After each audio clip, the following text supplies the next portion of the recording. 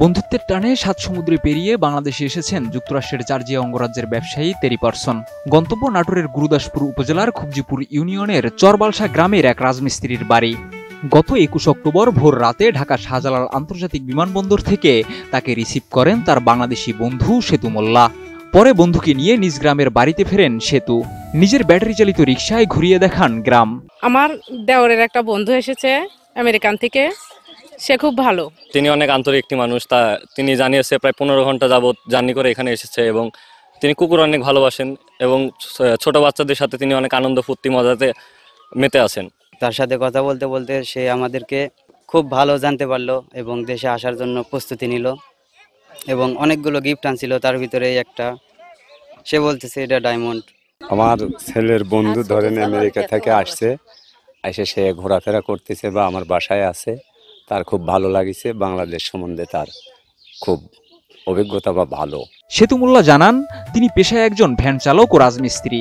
পাশাপাশি নিজের ফেসবুক পেজে বিভিন্ন বিষয়ে ভিডিও তৈরি করে পোস্ট করেন তিনি। প্রায় ২৫ দিন আগে তেরি পারসন তার এক ভিডিওতে লাইক দেন এবং মেসেঞ্জারে কথা বলেন। সেখান থেকেই শুরু হয় তাদের বন্ধুত্ব। মাত্র ২৫ দিনের সেই বন্ধুত্ব তেরি পারসনকে নিয়ে আসে বাংলাদেশে। ১৫ দিনের ছুটি নিয়ে বন্ধুকে দেখতে এসেছেন তিনি। সঙ্গে এনেছেন ২ বড়ি ওজনের স্বর্ণের চেইন, শিশুদের জন্য নানা ধরনের খেলনা ও কিছু উপহারও। আমি মূলত ভ্যান চালাই এবং পাশাপাশি রাজমিস্ত্রি কাজ করি। তো ফেসবুকে ভিডিও বানাই। তো ভিডিও দেখে আমেরিকার একজন মানুষ, তার নাম তেরি পারসন, উনি আমার সাথে যোগাযোগ করে এবং আমিও তার সাথে কথা বলি। প্রায় ২০-২৫ দিন কথা বলার পরে তাকে আমার ভালো লাগে। সেও আমাকে ভাই হিসেবে মেনে নেয় এবং তাকে আমি ইনভাইট করি। তিনি আমার ইনভাইট অ্যাকসেপ্ট করে আমার দেশে আসতে চান এবং আমি তাকে বললাম তাহলে আপনি চলে আসেন। উনি আসলেন এবং শাহজালাল আন্তর্জাতিক বিমানবন্দর থেকে আমি তাকে রিসিভ করে নেওয়ার পরে আমি তাকে নিয়ে আমার বিলসাটা একটু ঘুরে দেখেছি। তো ওনার কাছ থেকে আমি জানতে পেরেছি যে ওনার খুবই ভালো লাগছে আমার দেশটা, আর আমাদের দেশের মানুষও ওনার কাছে ভালো লাগছে। ৩২ ইঞ্চি জেভিকো টিভি এখন মাত্র ১৫,০০০ টাকায়, সাথে পাচ্ছেন ৩ বছরের প্যানেল ওয়ারেন্টি।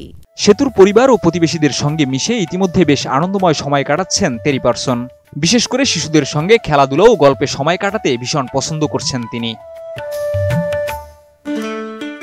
তেরি পারসন জানান বাংলাদেশে এসে স্থানীয় খাবারের মধ্যে মুরগির মাংস, চা, কফি, ফল খেয়েছেন তিনি, যা তার খুব ভালো লেগেছে।